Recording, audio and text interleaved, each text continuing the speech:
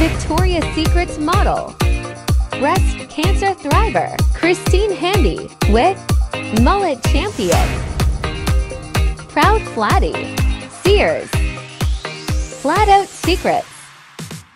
Hey, Katie, right now you're on with me and Christine. Hi, it's so great to be here with you guys. I'm so grateful for the opportunity to talk to you guys. Thanks for coming on and taking your time. We just like to explore, different options of flat and different perspectives of it, because we all get here. We're all at the same spot. We just get here different ways. So I think it's important to see everybody's journey and stuff. So, absolutely. When did you, you had breast cancer, yes? Yeah, so I was, I could share just a little bit about my experience. So I was diagnosed in December of 2021. I was 34 years old. At the time, I was like the healthiest person I knew, to the point where like my mother-in-law was like, like, how are you here and we're not? And so my son was 4 at the time. And, the initial diagnosis was such a shock to my system that I just I didn't understand anything about it. All I knew was that I would have to get some type of treatment. And so they initially, send me to a surgical oncologist first. And before they got any of my pathological reports done, and I eventually went to a medical oncologist, ended up doing chemo first. I was diagnosed with triple positive. And so I went through 6 rounds of chemo and then had the option for surgery. I called my surgical oncologist like the day I finished chemo because it was within my insurance time frame. And I had I think I had like 20 days left in my insurance year that I was like, I need you to get me in now and do this now so we can get covered. And so it felt very fast and furious. But I hate saying it, it sounds so silly. I was really grateful for the time that chemo gave me between the diagnosis and the surgery, because had I not had that time, I think my surgery would have looked so different. When I was first diagnosed, I was so naive and I was like, great, I'm going to get a free boob job. This is awesome. And, I just was like so naive to the process of it. Like I said, at the time of my diagnosis, I was so healthy. Like I am a full-fledged like Orange Theory addict. Like I love working out. It is my mental health, like therapy. Yeah. My son is insanely active. So, and he's an only child, so I'm his only playmate. And so I was like, I can't do this process. Like, and then, through that whole 6 months of researching what actually entailed in a breast reconstruction terrified me. And a lot of people will say like, you're so brave that you went flat. And I'm like, I'm the opposite. I was scared shitless to do any type of other surgery. I just wanted to be done. And so, it was really a process, one that wasn't filled with an easy way. It was a lot of emotional conversations with myself and with my husband, but my husband was so wonderful and he's so easygoing that he was like, why are you even talking to me about this? Like, I don't care what you do. And so, in like the best way possible. And that was just so helpful for me. But in the meantime, I was able to like scour the internet and find people living their lives. And that just was like such an awakening for me that I was doing what my heart was really calling me to do in terms of my options. Did they offer flat to you as an option at first? I don't know if I was just in like that, like fog, when I first got the call of my diagnosis, they were like, you hear the word breast cancer and it's like Snoopy talk, right? It's like, wah, wah, wah, wah, wah. And you don't hear anything else. And I remember hanging up the phone and then kind of like taking it in and calling them back and saying, can you now explain this to me again? Because I didn't hear anything you said. But when I think when I originally met with the surgical oncologist, maybe I missed it.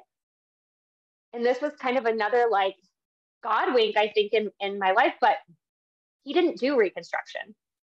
My surgical oncologist just did mastectomies. He had no, he was just like, I just cut him off in like a nicer way, but that's how I took it. And he was like, I just do mastectomies. If you want reconstruction, I'll refer you to a plastic surgeon. And I was like, oh, okay. So this tear-filled 2 weeks that I've had leading up to this appointment of when I have to tell you what I want to do didn't actually have to happen at all. Like, you know, and it was such a good reminder for me that, that I was in control. And I know not everybody has that experience. I love God winks. Good for you. Yeah. You're so young. So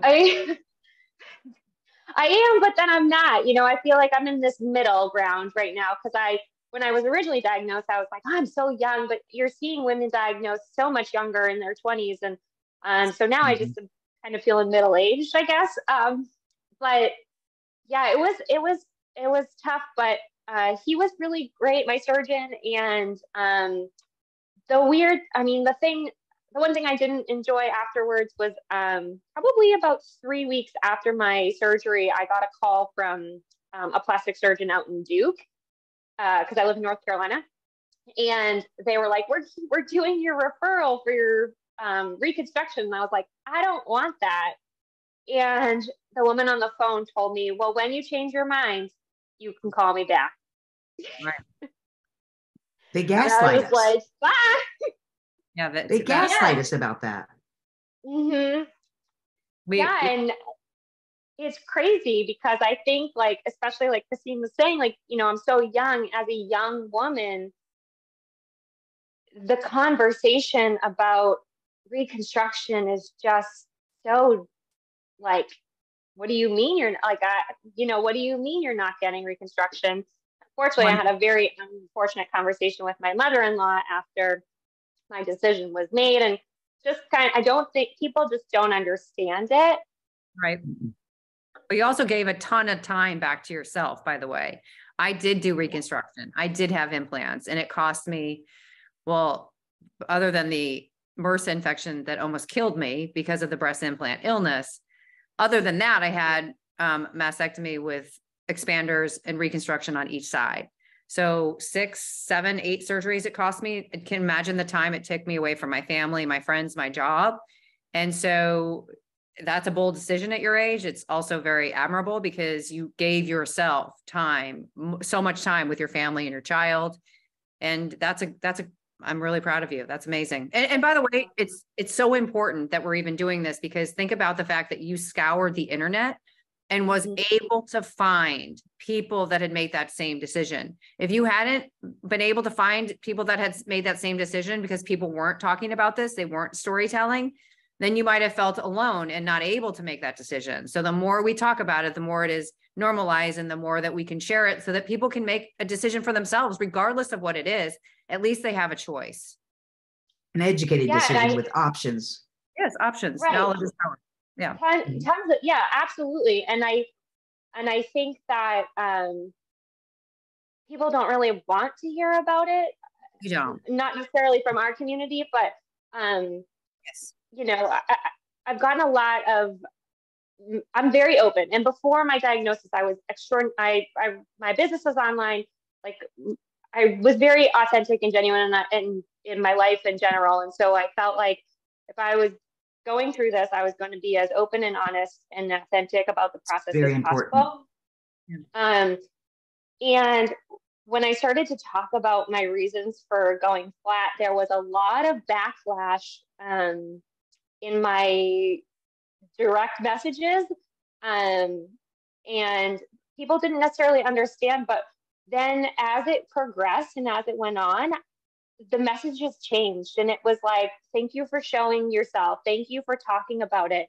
Thank you for talking about how you're feeling, because I've been feeling the same way and I don't feel so alone. And I think that that's what's so important about really being open and authentic about it. And I know everybody's different, but I wish people could understand a little bit that when you talk about it, it's not necessarily it's not about you, you know, it's really not about you when you talk about your experience. It's really about who's the next person in line and who are you helping come up in the future. Because had I not seen some of these women, my life, I would have made such a different decision, and a different decision that probably would have taken up so much of my time. And, you know, when you're diagnosed with cancer, all you want is your life back. Like, you just want to feel normal again. Yeah. And you just want to go back to living your life before you had cancer. And I just, I felt like it was just going to take up so much more of my time. And I really did not want to give any more of my time to cancer than I already had to. That's what I always say, one and done. Yeah. Like my kid, I only had one. I was 1 and 10. Right. One and done for surgeries, because geez, I can't even imagine going through more and more and more like you did, Christine. Yes. Well, yeah. And so many people don't want to hear about it. I mean, I have family members who have implants and they don't necessarily, and I'm not saying my family doesn't want to hear about it because of course they support me, but a lot of people who have implants don't want to talk about it because they think that maybe that is, we're talking about them. We're not. We're talking about us. We're talking about our experience. I can only talk about my own experience.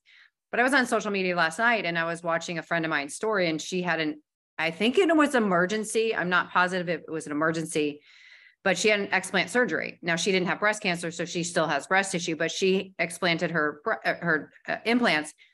And she's now talking and she's a public figure. She's talking very publicly about the implants, how they affected her, which was autoimmune issues. And she's had exhaustion and lethargic and other issues, skin rashes and things like that. And so now she's publicly talking about the fact that there's a black label on the implants that nobody sees. So it's like all these people who maybe not want to hear it from the breast cancer patient, but now they're going to hear it from a person that just had an explant because of an issue with just implants. So it's all these stories that we need to talk about, just to say, okay, there's safety issues with implants. It takes a lot of time. It takes a lot of your life. It's a choice that you get to make. None of us can judge anybody, but at least if we're talking about what could happen, then maybe they'll make a different choice. I don't know. I'm not telling people what to do, but I'm telling people, this is what happened to me. This is what happened to you. This is what happened to you. And these are choices. Well, you know, it's funny you say people are scared and they, you know, don't want to talk about it. Well, I did it because of the Mullet Championship. I was on like the CBC, the Canadian Broadcast Network, NPR, and then the Ireland Broadcast Network. But Moncrief canceled my interview because he was scared. He didn't want to scare his listeners. And I was like, they need to be scared. And I had to promise I wouldn't talk about BII.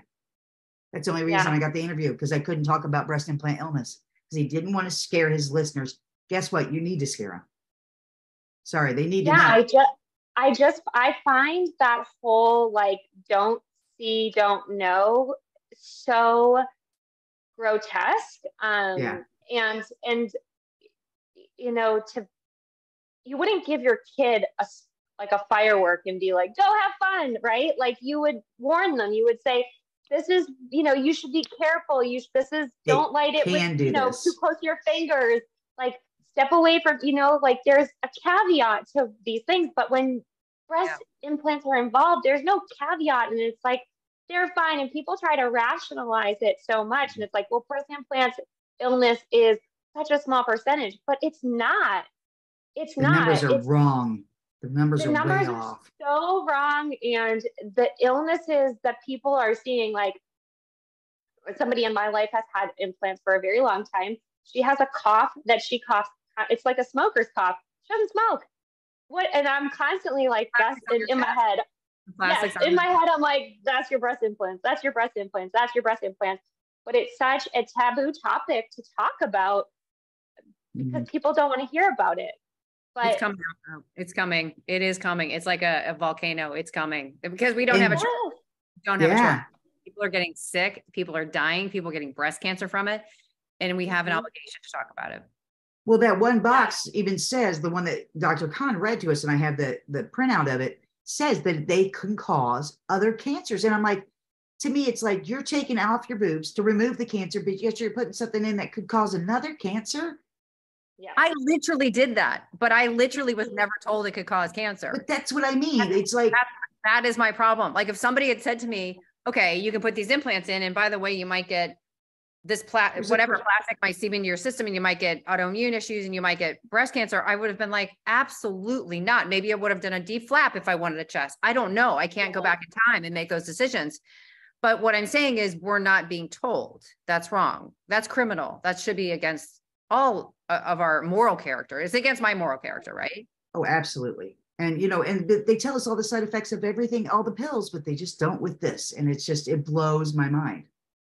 Yeah. It's really a sad state of society. And I know Lisa, I don't know if you remember this, but I know that Lisa kind of has seen this before. But, when my hair is in extensions right now, but when I had short hair, I was kind of misgendered on the internet through one of my posts. And it's sad that society just thinks that you're not a woman if you don't have boobs, and, that so I see the fear, right? I see the fear from women of not feeling quote unquote feminine, or not feeling like they're going to be seen as a woman. So I think it's like a double-edged sword, right? Like you want the disclosure from the surgeons, but we also need a societal change to understand that, like, exactly, women are not your body. You're not your body part, right? And we're normal. You have to normalize it. And so when we talk about it so openly, it might scare people, but we're normalizing it. And like I said, we're helping people, the next person in line who has to make the decision. And even not the next person in line, the people like you, Christine, who do go through some type of surgery, and then maybe they're not so sold on their decision, and maybe they're living with expanders, and yes, they're not happy. And I'm sure you guys have too, but I've had so many messages of people being like, are you happy flat? I have expanders and I hate them and I want to take them out. Like, and they hurt, and they this and they that. Yeah. Yes. And it's like, I'm sorry that you're going through that. I just want to be like, take them out of your body. But I also know, like, that's everyone's journey. Everybody. Yeah, that's true. That's why I love Christine being a part of this movement and stuff, because her as a Victoria's Secrets model, talk about the femmest of femme tech by society standards compared to me. You know what I mean?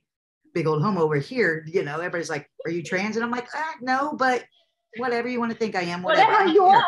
I'm just Sears. What are your pronouns? Sears? That's it. Just Sears. That's it. I'm just me, So I think it's great to see the different, like you and your feminine, and because people that present more feminine, they're like, oh, you're too pretty, you're too young, you need boobs. What if you want to date? Shut up. I think this is sexier, honestly, because it means it's so much strength. Right. All comes from within. Yeah. I've mentioned my husband before, but in this conversation, when we talk about women and this idea of boobs, the one question that kind of sealed the deal for me with my husband was, I asked him, I'm like, will you still love me if I don't have boobs? And he said to me, Kate, if you thought I married you for your boobs, then you don't know me at all. And really, that was like such a great moment for me, because it was like a reminder that, like, I am a person, right? I'm a person beneath the boobs. And I think that that's something that all women should understand. Like, you are a person beyond your body parts. Yes. And your beauty cannot be rinsed off. Your beauty is not dissected because you've lost your breasts. Your beauty is an inside job. You have to nurture your self-esteem. It's not society's responsibility. It's yours.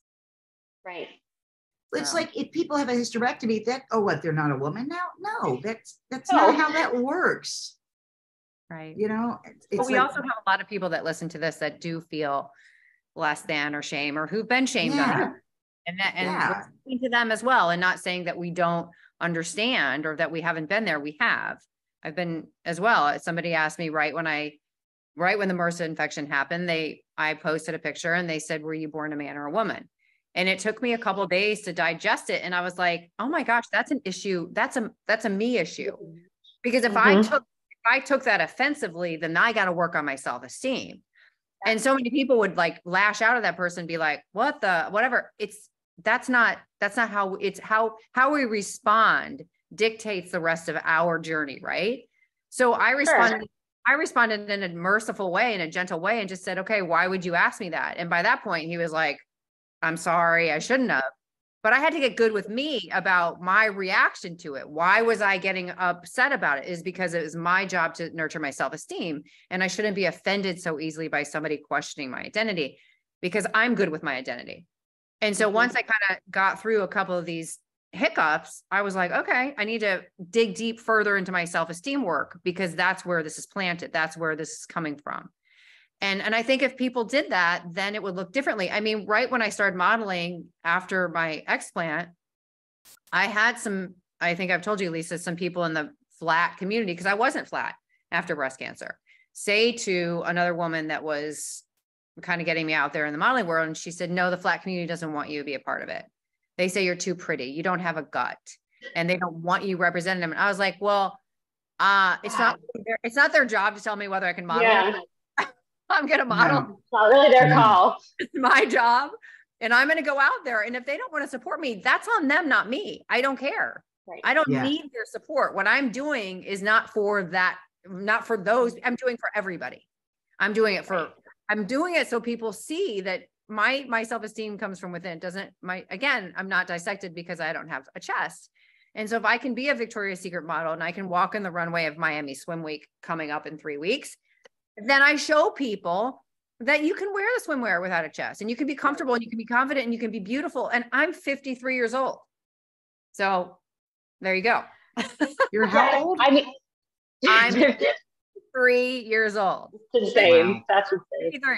Wow. I mean, a breastless Victoria's Secret model at 52, I think I was, or 51. So listen, and I think that's a win for everyone. Like, you know, absolutely. whether you know, I think that's such a win. Always for women, all women, not just flat women, and not, but just all women. That is such a win. And yeah, it is hard. The comments on the internet can be hard, but again, I think it's such a teaching moment for people, because usually it comes from a place of ignorance, and people just compare and hurt people, and they're just looking for something to make themselves feel better. You know, comparison is truly the death of all joy. And I just, you know, in the cancer community, I think there's this dualness, right? There's this, I want to feel connected, but you're also doing really good, and I'm not, and I should be doing better too. And so there's this, I want to feel connected, and I want to feel community, but also there's a little bit of comparison there. And I think that gets really dangerous, because if all three of us have had so many different experiences with our own diagnoses, and they're not the same, and they're not like linear, and neither is recovery. And I just wish people would give themselves a lot more grace with their experience, and their recovery, and just know, like, grace and mercy. It's funny though. We have to give it to ourselves. We so freely, it's like we so freely give it to other people. But when we give grace and mercy to ourselves, it's so hard. Well, everybody should practice that. Give yourself grace and mercy. Correct. It's funny though, because before cancer, because I didn't have long hair except for the last moment back in the 90s. I had really short, dykey, spiky, short hair. And I got asked if I was in the wrong restroom all the time. So getting asked if I'm a man now, I get asked less now than I ever have in my life. And now I'm just like, it doesn't bother me now, where it did bother me back then. I'm like, no, or I'd be like, why do I have this stamp on then? Or, it would bother me back then. It was like Pat from Saturday Night Live. I get it. But now it doesn't bother me. I'm like, no. And people at Pride, there was a kid that stopped me at Pride and goes, because I wore my shirt open, and they said to me, my top surgeries this week. And I said, mine was from breast cancer, and they said, I know, but my aunt doesn't understand it. And they came to one of your shows, and now they kind of understand it a little bit better. And it's awesome. Yeah, I mean, because just being able to open, and that's what a lot of people and I don't mind that people wear FOOPs. The only thing that bothers me about it is they're hiding And so other people don't know, and they're not helping other people that are going to come up, like you said, us being out there about it and talking about it and people seeing it. You know, Yeah. I didn't know anything about the flat community for 5 years after my surgery. But the people that are wearing prosthetics and stuff, they might be sharing it in a different way. They might be Correct. telling their own communities that this is just, but that's what they need. And I'm always, we have this, Lisa and I, you can go to battle over this because every time you bring it up, I always defend those people because No, and I'm 100%. And I get that's how they're comfortable. I have good friends. My friend for high school, I sat through her surgery, and I forget she's a flatty because she always has them on. And she's comfortable that way. The only reason I get aggravated is because people aren't seeing it as much. That's the only reason it bothers me. And I get it for the other people. That's there is a space where people need to belong, and absolutely. And we're doing. I want them to be comfortable. You know, I want them to be comfortable. And I think sharing the story too, I get aggravated. I'm like, why haven't you posted on Facebook that you have cancer? But people aren't open like I am, you know, and I get that. Right. It's just like, I know because of my journey, and I posted this stuff, I still have people constantly contacting me about stuff. I had one the other day goes, you're right. I don't think I want to go through the surgery and get implants. I think your frustration comes because you know how much help that you have been to other people. And so you think that if everybody did that, look at all the people we could touch. And that's not wrong. That's not wrong. I know. That's not wrong. But you have to give other people the grace that they need. Well, I do. It just, that's why I'm just saying, explaining why I get frustrated. I get it. Like, you could help so many people, but you know, not everybody's like me. No. Nobody lives their life on the internet. Nobody's like you. That's a superpower. We're all different. Thank God. Thank God. So you're a runner though, too, aren't you, Kate? I am a runner. I work, like I said before, I work out pretty consistently. I just completed my first half marathon last month. So that was a big kind of thing for me.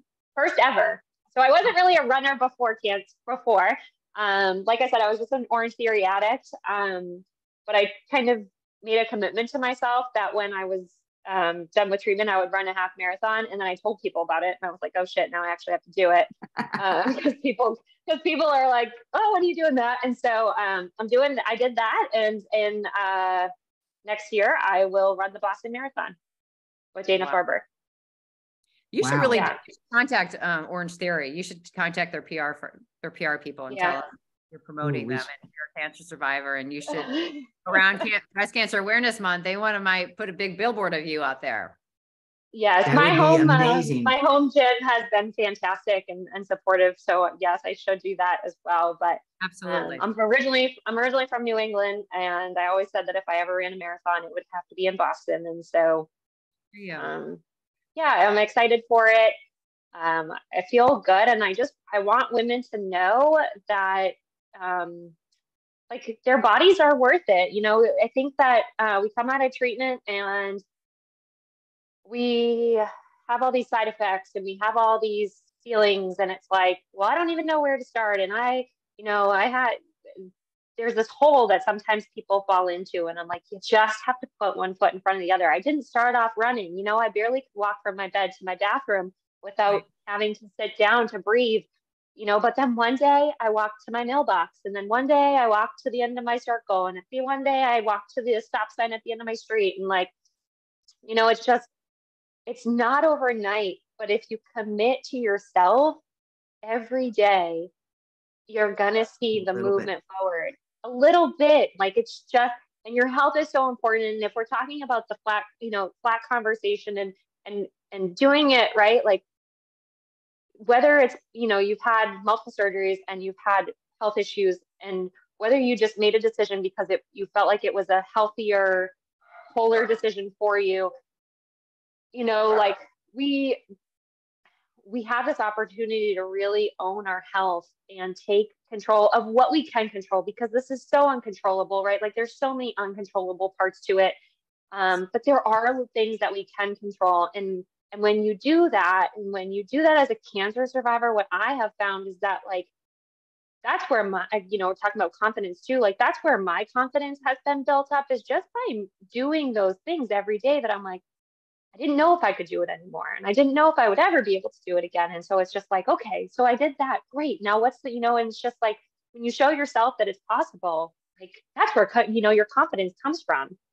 Building self-esteem. Absolutely. I think I definitely have more confidence than I did before cancer, by Yeah. far, you Oh know? yeah, because I think you lose for I cancer was a gift for me, and people don't like to necessarily hear that, but it really was, because for me it was like I got to I didn't love it, during the time where I was like, 'cause I just wanted myself back. I just wanted to be the girl I was before cancer, but it really allowed me to shed the crap. It allowed me to like shed this layer of myself that was not authentic, or not just extra garbage, extra baggage. And um it's helped me become so much more confident, so much more free, without really worrying about what anybody cares. It's Right. taken me a while, but Yeah. For it's you. a process. Yeah. That's awesome. Yeah, I definitely love myself more, Mm-hmm. than I did before, and I've said it many a times that breast cancer was the best thing that ever happened to me. And people are like, what? And I'm just like, and people do, they want to be the person they were before, but you're never going to be that person. So embrace it and grow from it, because cancer will either make you bitter or it'll make you better. Yeah. Mm-hmm. I posted on my Instagram the other day, I said, I kind of wish I had that pre-diagnosis innocence, but the truth is you either let go or you fall. Those are your Yes. choices. You let That's go true. or you fall. Yeah. And you have to let go of that person that you were before, Yeah. because otherwise it will drag you down. It'll weigh you down. Yeah. But a lot of people don't know how to get to that place where you let go and they do fall. And so we have to say it's not an easy process. We have to be honest and say it's a long process. It's not an easy process. But when somebody says to you, this is your percentile chance of survival in this world, slowly the materialism and slowly the opinions of other people, it just doesn't shake you anymore. Right. And we were talking about comparison, and I know you guys are a little bit further away from your initial diagnosis than I am. So I don't want people to listen to this and think that I woke up overnight and this is how I thought. I was a mental health therapist for 12 years. I've done extensive work. I was doing extensive work on myself prior. So, it is a process. It is a journey. Oh, yeah. So this is what I'm saying today is not something that, I want people to hear and be like, this girl only has been cancer free for a year. That's where I should be, because it's not. I just have a bigger background. I built up more of a background before it happened to me. That's like a lot of people when they see us topless or topless Tuesdays that we do, they're like, well, I can't do that. Well, you know what? We all get there in our own time, or we don't. And it's okay. Right. Any way you go. But it's true. And we do. We have to get there in our own time. Yes. Or you don't. And that's fine too. Some people never are comfortable with taking their shirt off. And that's 1000% okay. You don't have to. They're like, if I come to an event, no. No is a complete sentence and an acceptable answer. You don't have to do anything you don't want to, Yes. Speaking of, have you ever worked out without your shirt or ran without your shirt on? No, not yet. Not yet. It's a great feeling. It's a great feeling. I mean, I just didn't really have, and I know you guys were talking about foods too, before. Like I said, I'm very open on social media. So most of the people in my life know that I have no breasts and know that I'm flat. And so, but when I do pull my shirt up to wipe my sweat, nobody that knows me really flinches, but there has been a few times where there's been new people in a class with me and they kind of were like, what is this girl doing? She's about to take her shirt off. But I haven't built myself up to that point. But one day, I'm never saying never, because I love running without a bra. So I can't imagine that running without a shirt is probably even better. Somebody just did a marathon overseas without her shirt on. And I just saw that. And that's what made me think of it. Oh, that's cool. Yeah. I've worked out at CrossFit without a shirt. We do a Jesus WOD at Christmas, and it's like an hour and a half, 2 hour WOD. And my shirt comes off with the rest of the guys, and all the ladies are in their sports bras. So what's the difference? Right. I'm like, forget it. And if there's a new person in class, they're just kind of like, but everybody else is just like, it's Sears, Yeah. And there's a breast surgeon that goes to my CrossFit gym that called me out. He goes, you're a survivor, huh? I saw your picture on the internet, on the website. And I was like, yeah. And he's like, who did your surgery? Because he works with Mike. And he's like, if somebody tells me they want to go flat, I tell them, good choice. Aww. And I'm like, I love you at that point. But, and people do, they flinch sometimes, but it's just like most people that know me, they've seen me. If you Google my name, it's me topless. Yeah. For me, and I know that this isn't for everybody, but the boobs have just felt inauthentic to me. And I was saying to somebody today who had messaged me on Instagram about them, it's kind of like when you stuff your bra in middle school and like people know what you're working with and they know what you're not working with. And so for me, it was just like,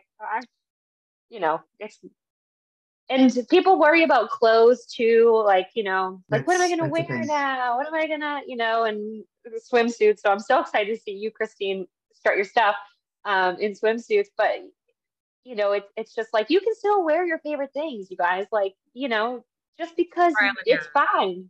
Like, yeah, it's trial and error. You love your dress, it's fine. Just wear it. Yeah, for sure. My first shot back at modeling, because I've been modeling for my whole life after my implants were removed, was several months after the removal. And I finally got up the courage to call my modeling agency and whatever. And this is before Victoria's Secret.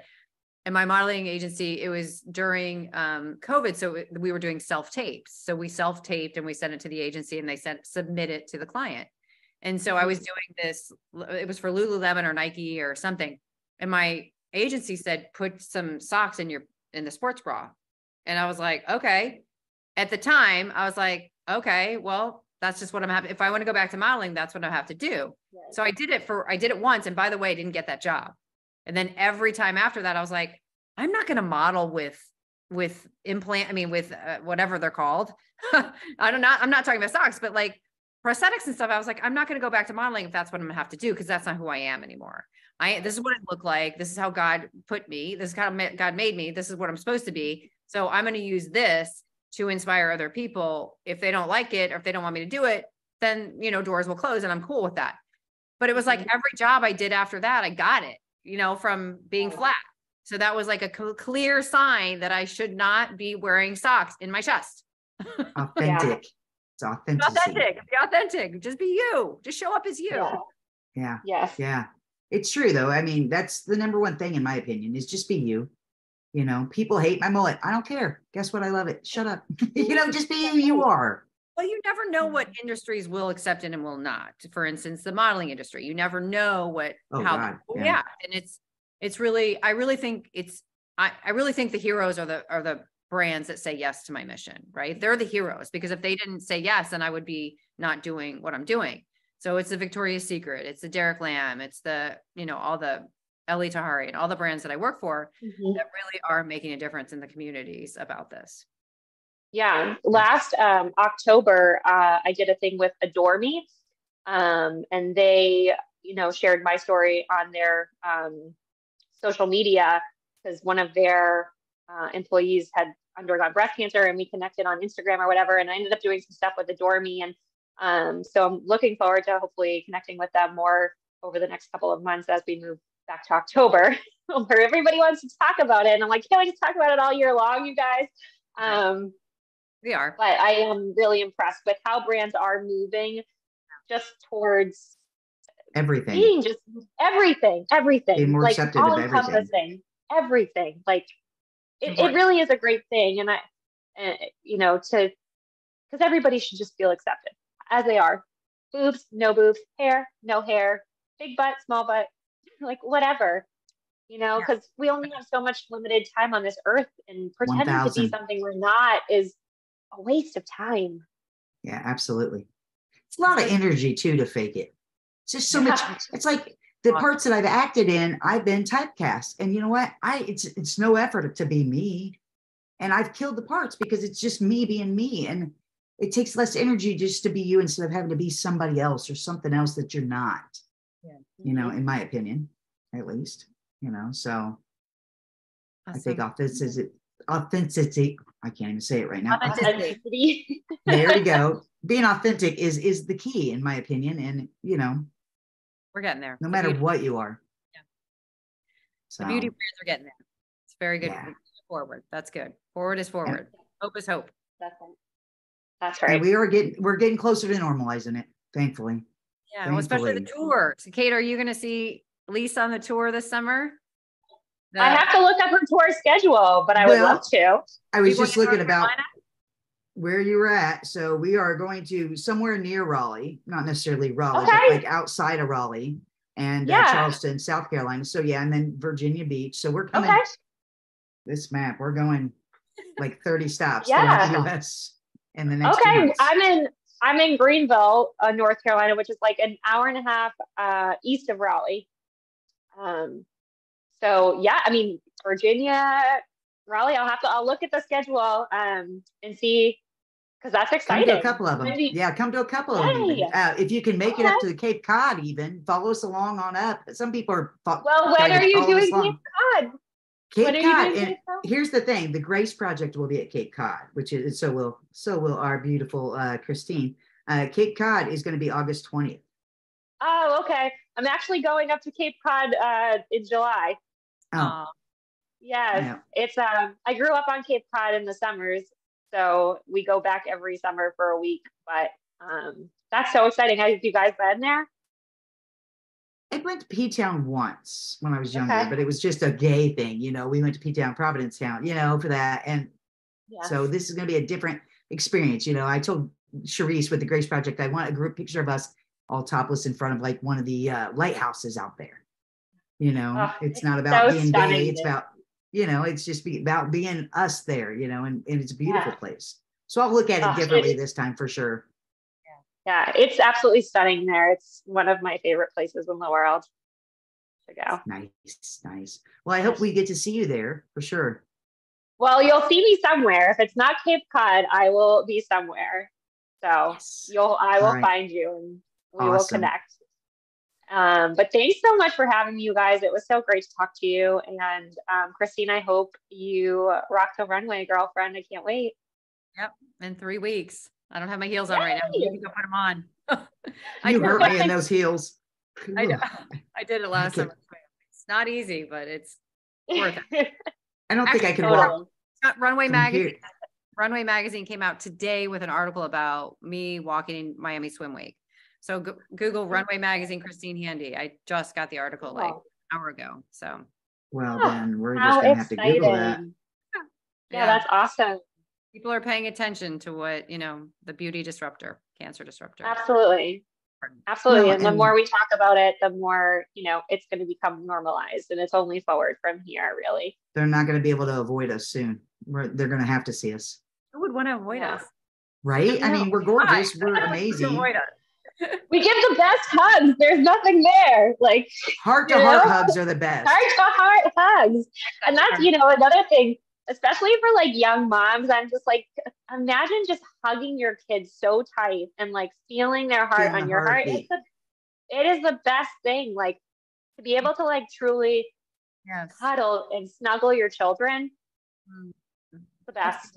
That's really beautiful. Somebody told me the other day, they said, you give the best hugs. I said, because I can get closer. Yes. And you can feel my heartbeat because I go that way when I hug. I do the heart to heart and not hug that way. I want, because I mean, a hug is more intimate. You should be heart to heart, right? Mm-hmm. So, but I actually loved hugging my friends with big boobs because I love that. I love the cushion. I love it. I'm like, no, stay, keep me comfy. I love it. It's like a pillow. So I like to hug it out. Anyway, okay. Thanks, you guys. Thank you so much. Guys so much. All right, awesome. I'll see you later. Bye. See you guys soon. Flat Out Secrets with Christine Handy and Sears.